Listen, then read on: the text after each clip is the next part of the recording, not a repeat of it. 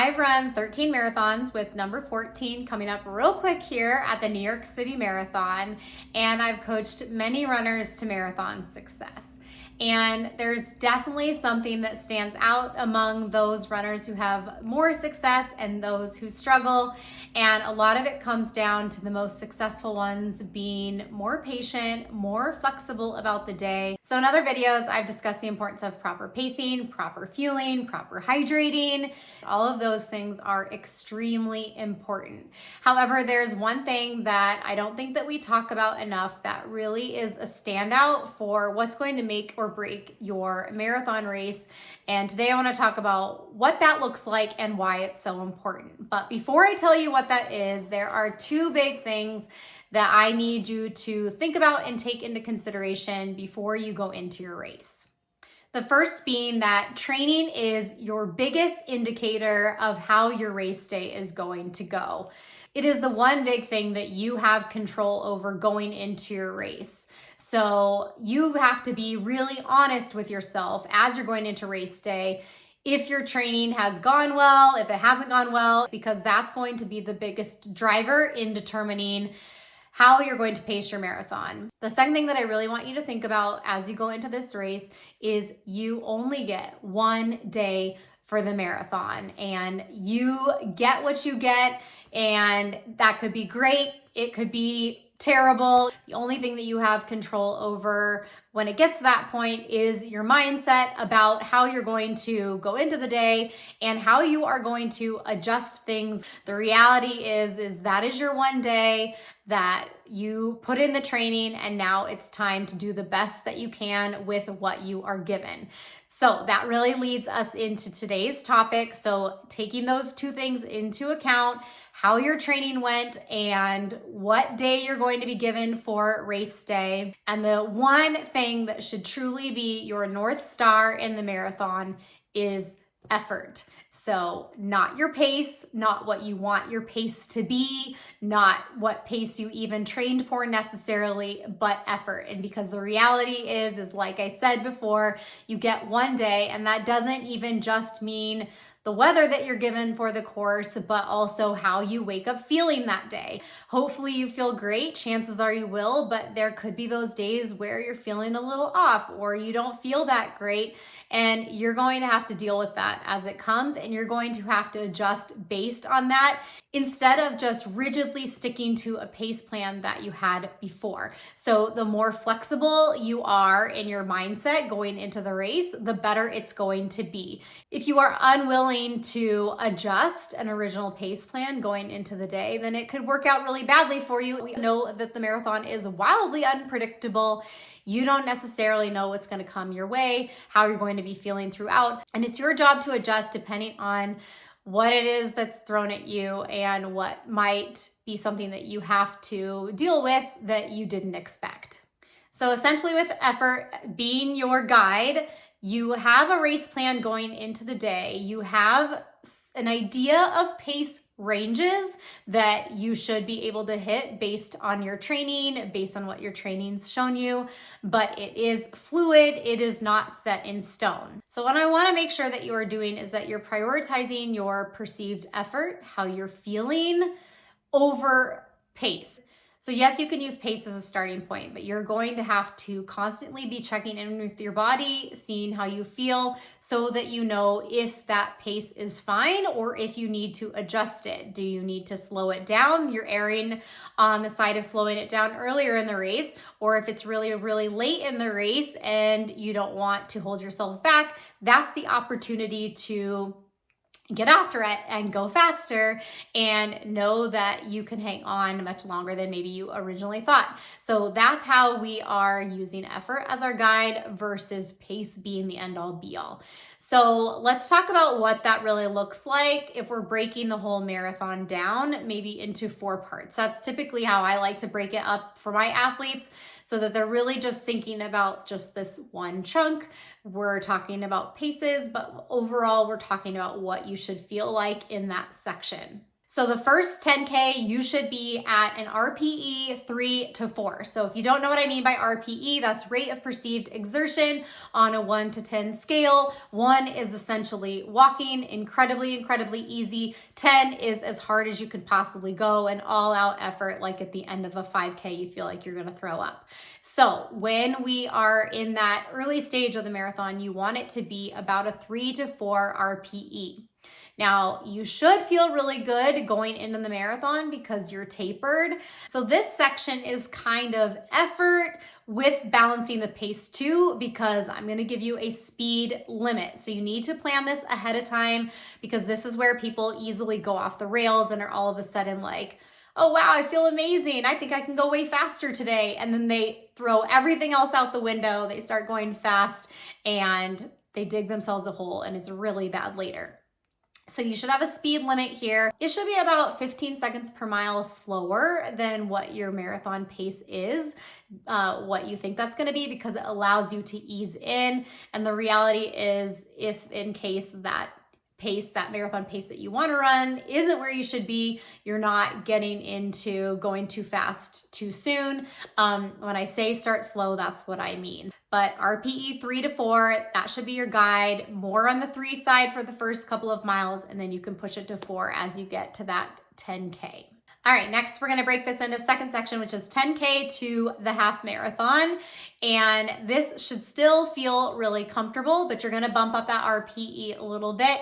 You're getting more into a groove now. You're maybe starting to be a little bit less comfortable, but it should still feel pretty easy, because we know that the second half of the marathon is going to get really challenging.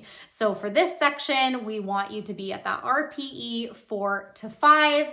And that means that by the half marathon point, you are starting to get into that marathon pace probably.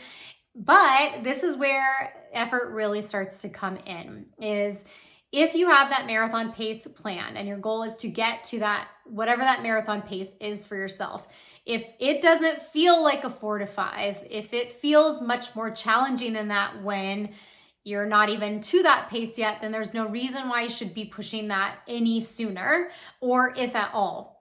And so I'm always encouraging my runners, like, this is where you have to make those decisions in the moment. You're the only one running the race. You're the only one who knows how you feel. And if it already is feeling challenging or hard in the 10K to half marathon point, then there is absolutely no reason that you should be pressing the pace. In fact, you should probably be pulling back on the pace. The sooner that you make these decisions for yourself, the better your race is going to go. Now, if you're feeling really good, this is where you can really make sure that you're sticking to the pace plan. Okay, I had planned to go 10 seconds faster in this section, 10 seconds faster per mile. I feel really good. I feel like I'm at a 4 to 5 RPE. Okay, let's start bumping it up. But really, every mile you're kind of checking in with yourself. Does this still feel good? Do I still feel like I can maintain this for the rest of the time? That's how you're going to be making those decisions for yourself. All right, next section is that half marathon to mile 20. Now in this section, this is where you're going to start getting uncomfortable, but you're not overwhelmed yet. You still have half of the race to do. So you're kind of sitting on that edge between comfortable and uncomfortable. You should still be able to be at a point where you could have a conversation with someone, but maybe it is, a little bit more challenging. This is about finding a sustainable rhythm where you are just finding that line. Maybe each mile is just a teensy bit more uncomfortable than the one before it, but you are in a rhythm, you're in a flow. That pace, as long as you're feeling good, should stay pretty steady until maybe you get to mile 17 or 18. Then you can start picking it up if you feel good. Again, you need to revert back to an earlier pace or pull back on the pace if things are farther outside of that edge of uncomfortable and comfortable. So this section, I like to say, is RPE 5 to 7. So you're basically starting where you ended at in this section previously for rate of perceived exertion, but it's building as you go along in this section, because even if you're maintaining a pace, the longer and longer you have to maintain that pace, the more fatigued your body is going to become, the harder that it's going to be. but you could find that this pace is actually really comfortable for you. Like, wow, I'm at mile 16 and this actually feels really good. This is exactly what happened to me at the California International Marathon. This is kind of my breakthrough marathon and how I really learned to negative split in the marathon. And that was an aha moment for me. Like, okay, I feel really good at mile 16. I actually think that I can pick it up in the next couple of miles. So I kind of stayed steady and I said, yep, I still feel really good at mile 18. And that's when I started picking it up. So it's just this constant back and forth of asking yourself, how do I feel? Am I in the right effort zone? How long can I hold on to this? Because again, if it's way too hard, too soon, you're only going to make it way worse for yourself as you go into it. And that's why people hit the wall. It's because you didn't listen to your body. Okay. And then lastly, mile 20 to the finish. I mean, this is really that go for it stage. So it's going to be really uncomfortable. You have to expect that it's going to be painful. You have to expect that it's going to hurt. A marathon is never easy if you are pushing yourself. And so you would be doing yourself a disservice to think that you're going to get to mile 20 and just feel totally fine. If you feel totally fine at mile 20, then it's definitely time to really pick it up. So this is where you have to think about like, all right, I've only got a 10K left, but it's still a significant amount of time that you're going to have to press in that section. So little by little, you're picking it up and continuously asking yourself, how long can I hold on? How long can I hold on? Dig deep. I got to do this. This is where you're pulling out all the stops to get it done. But this is where you get to err on the side of faster if your body is ready. So hopefully that helps with how to break up the race, but there are 3 additional factors that I want to share with you of why it is so important to have an effort-based strategy going into your marathon, because if I haven't convinced you enough so far, hopefully this will. First one being that if you have a hilly marathon, then you cannot just have these pace bands that you are automatically following. You can't just have this progression that you're hoping to follow or that you're going to stay at this same pace the entire way. The more hilly your marathon is, the less you're going to be able to do that. Because obviously the miles where the hills are, those are going to be a lot more challenging. You need to slow it down so that your effort is maintained. So that's really what we're talking about, effort-based strategy, is that the effort is being maintained, at least through in each of those sections, right? Which means the pace is not going to be maintained if there are hills. And then if there are downhills, then those are going to be your faster ones where the effort is essentially staying the same. So really important if you have a hilly marathon that you're not just going in with this rigid pace that you're planning to keep it the whole way. Because if you are going at that faster pace up the hills, you're going to be using up all of your energy too soon, and you're going to notice that later when you're feeling completely depleted. Second part of this is weather, which I touched on in the beginning. When you wake up that morning, you're going to have a good idea of what you are up against in terms of weather. In fact, you're probably looking at it that entire week prior as well. I had this experience in Houston. It was very humid that day. It was definitely very warm, and I could already feel myself feeling really, really warm early that morning as we're standing in the crowds. And so I made a point right then, like, okay, we're not sticking to my original kind of A goal pace plan, at least not to start. We're going to pull back and go to this kind of slower pace. That's where I'm going to start at. And I'm going to really pay attention to my effort as I go along. And I pulled back on the pace. And not only did I pull back on the pace for like my first 5K plan, I held it all the way through the 10K because I was like, there's no reason to press this. So that's what I mean, especially on a warmer day. If it's really windy, if it's really cold, like you have to pay attention to your effort because if you just go in with this pace plan that's ideal condition paces and you stick to it, again, you're digging yourself into a hole and it's not going to be a good thing. I really saw this year in the Boston Marathon, following people. You could tell that, they're just trying to hang on to a pace until finally they couldn't, and really, really struggled in that last 10K of the marathon because it was just hot and your body is not going to respond in the same way. You have to adjust to effort. And the last part of this is your body gives you warning signals and you need to pay attention. So I'm telling you right now, if you have those signals and you decide to ignore them, it's not going to be good for you.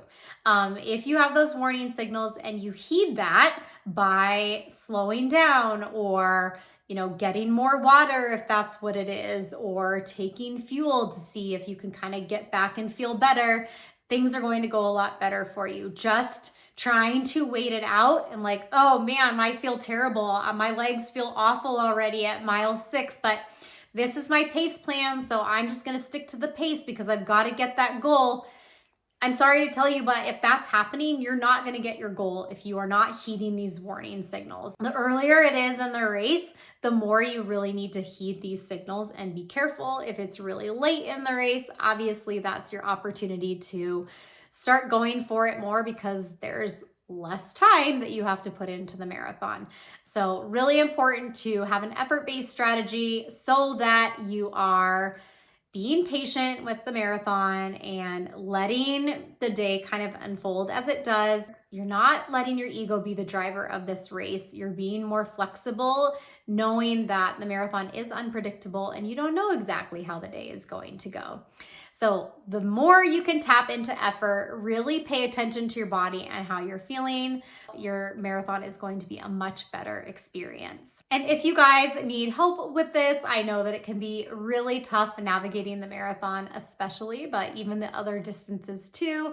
I do race strategy calls for 1 hour and we talk about all of the stuff that's specific to you and your race. So I will put my information below if you want to reach out.